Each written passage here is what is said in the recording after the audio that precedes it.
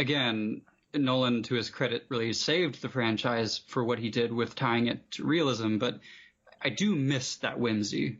And this movie's all whimsy. And then the Batman Forever, I watched Batman Forever like 3 times in the theater. I remember loving it. Same. I haven't watched it since. I don't Really? know. I don't know if I want to.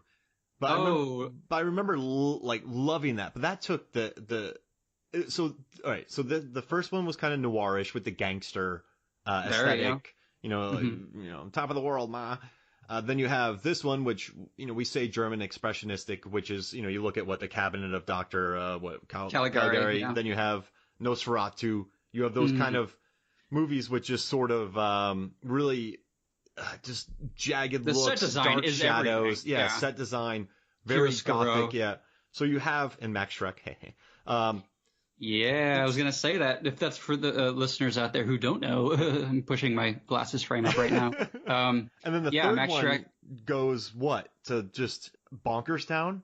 Yeah, it's a very different Gotham City. It's basically Las Vegas. But I was going to say, for people who don't know, for those who don't know, Max Schreck, as Mark pointed out, is named after the actor who played the vampire in Nosferatu, just so you know.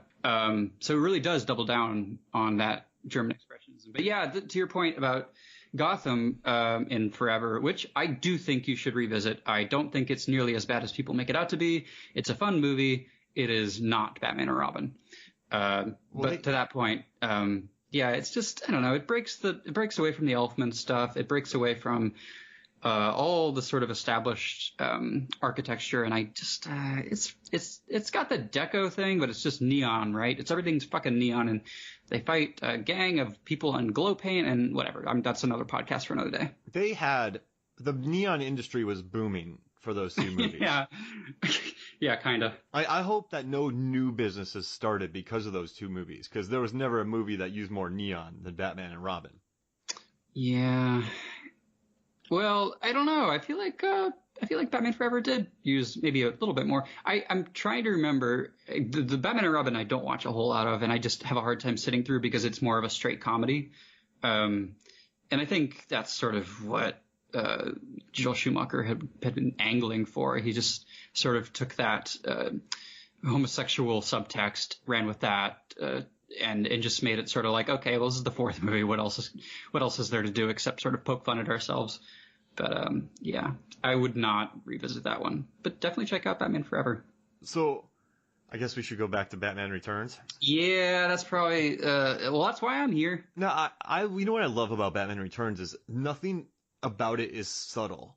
There are scenes where you're in the Penguin's cave, right, his lair, and you see a bunch of penguins swimming in the water to presumably eat a henchman. Then you cut to bats flying around in Batman's cave. So both these people are in layers, but one is underground. I mean, I guess they're both underground, but one is just really, it's like these 2 kids were both rich kids who were separated. And now this is where they're very at. Tale of Two Cities. It's funny because I hadn't thought of that. That's a great point. And people make a lot of fuss about Nolan's The Dark Knight Rises, which, it's fine, whatever. And the Tale of Two Cities thing. And I'm like, hello, we did this in Batman Returns.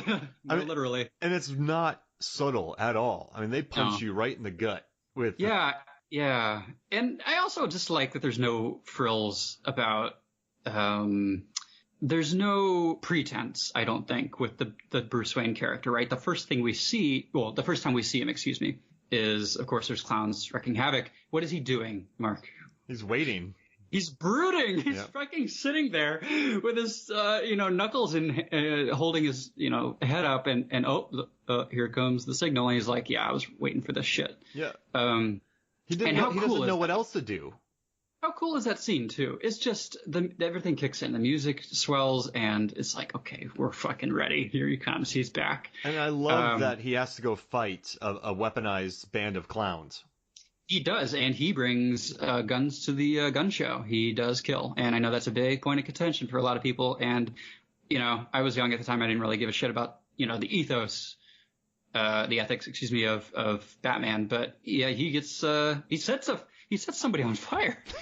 and I didn't have a problem with that because they were attacking Santa, and young Adam was very sad about that. I was like, this is a Batman. He was fighting Santa, he needs to die. And they also blew up a guy and smiled.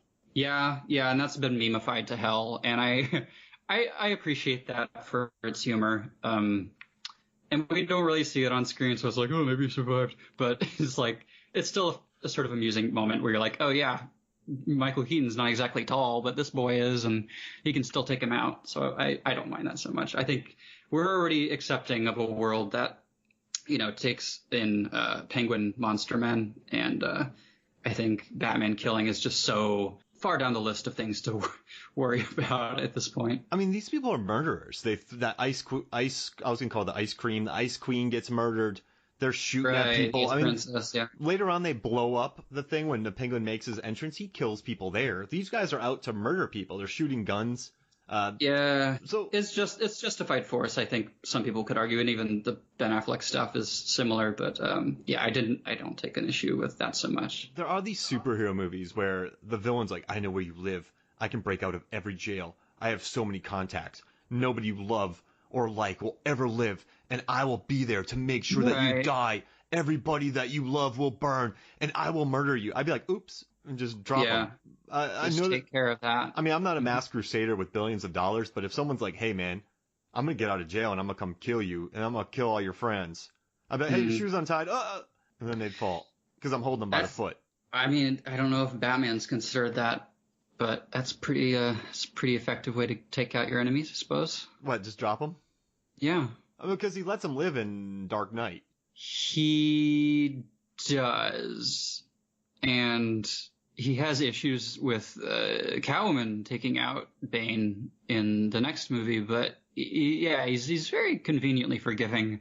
He's like, oh, well, I guess she did what she needed to do, and then, you know what, they end up together, and she's suddenly wifey material. I guess that's what Batman looks for. He looks for women who are able to kill and call them wifey material. I guess that's sort of similar to what Catwoman did in this movie. It's just why he was so hot on her tail. I like them so much together, though. It's perfect. Like when she's like, he's like, I'm leaving, and then she's like something like they have really fun His Girl Friday banter that I really enjoyed. And when they at the end when they're dancing together and they both find out who they are, she's like, should we start fighting? I'm like, no. Don't start. Oh, it's run such away. a great scene. Go to Italy and get some cappuccino and have Alfred see you there. No, they deserve to have an awkward, gothic, fucked up marriage forever and ever in his castle, and that's the movie I wanted to see. But it's such a great scene that you mentioned, and I love it because Sushi and the Banshees have a track with Danny Elfman, and that it's Face to Face is what it's called, and that was sort of my introduction to goth rock at the time at 5 years old. But that scene is so great because obviously the metaphor, and again, back to your point, nothing is subtle in this movie.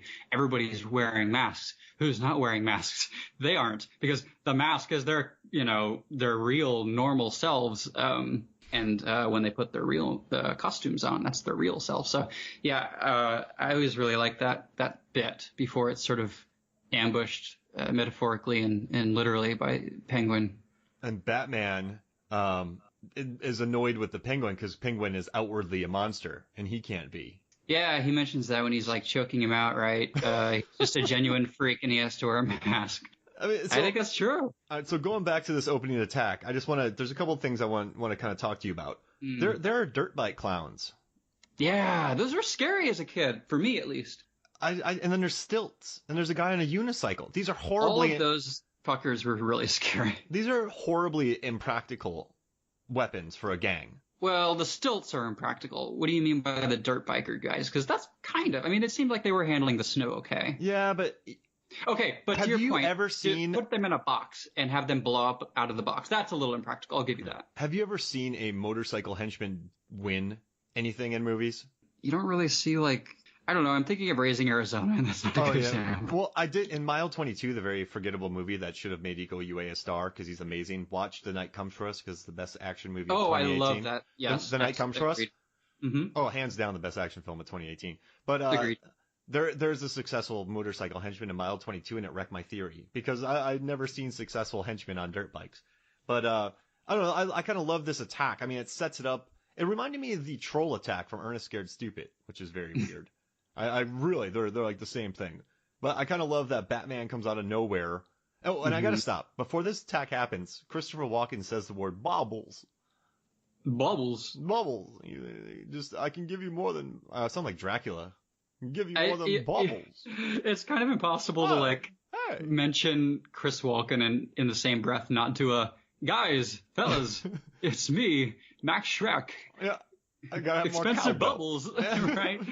I just want to listen to him say bubbles. I love that. Well, first of all, he is the main villain in this movie, and I think a lot of people overlook that. You know, you don't see him as a figure, in toys, obviously, because who wants a fucking Max Schreck figure? But he is sort of the Dr. Frankenstein of both of these monsters, right? He has created Selina Kyle's Catwoman, or at least sort of incited that, and he sort of cultivated this political monster, right? Which is perfectly timely and comically relevant. Oh, okay, I don't like to make political posts, but, again, these kinds of movies, however fantastic, it's funny how you can sort of draw these real-world comparisons. But, yeah, he is the main villain in this movie, and it's easy to forget that. And he wants to build a power plant that sucks all the power from the other power plants. Yeah, I liked that very quick and brief exposition when Selina finds out. That's like all you need to know. He's just power hungry. He's so power hungry that he has a power plant that wants more power. That's all you need to know. And he's that power hungry. And he loves his son, Chip. And dude, Chip's a good son. Okay, he might be a good son, but that guy, Andrew Brzezinski, I'm going to botch his last name, not a great person in real life. Apparently, he was also Leatherface in the remake for Texas Chainsaw Massacre. But yeah, I don't want to be catty and spill the tea, but apparently he's not a wonderful person in real life.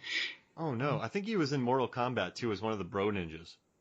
Was he really? I don't know. Watch Mortal Kombat again, the fight with Goro, and all the ninjas that are under the control of, Shang Tsung? Is that the guy? Shang Tsung is the big bad, but yeah. Goro's his right-hand man. One of my favorite bad fight scenes ever. It's one of the biggest reads on my site. Everyone comes to the breakdown I did of it. When Johnny Cage fights Goro? Yeah, he just punches him so the suit was so cumbersome, all Goro could do was lift his arms up, and then Johnny Cage just does a split and punches him into balls. True, but for the time, I'm pretty impressed with those practical effects. I love that. Oh no, I love that movie in '95. That was huge for me. But so Selina works for Walken. She's super mousy. Mm-hmm. She forgets his speech. She's like, I'm gonna punish her later. Some baubles. And he doesn't say that. But the attack happens, and Selina goes back to her house. It's like a cat pad, which I don't see anything a problem with because cats are amazing. And yeah, they really take that crazy cat lady thing to the extreme, which I'm okay with. I mean, like the guy's breaking up with her, and she has a real bad life, and then she goes back to the office, and this was what kind of troubled me. So she goes back to the office, and she breaks into Max Schreck, Christopher Walken's encrypted files. Yeah, and uses the password of his pet chihuahua. And I'm like, you shouldn't do this. Why are you doing this? And she figures out everything. And I'm like, what? Huh? And then Walken kills her.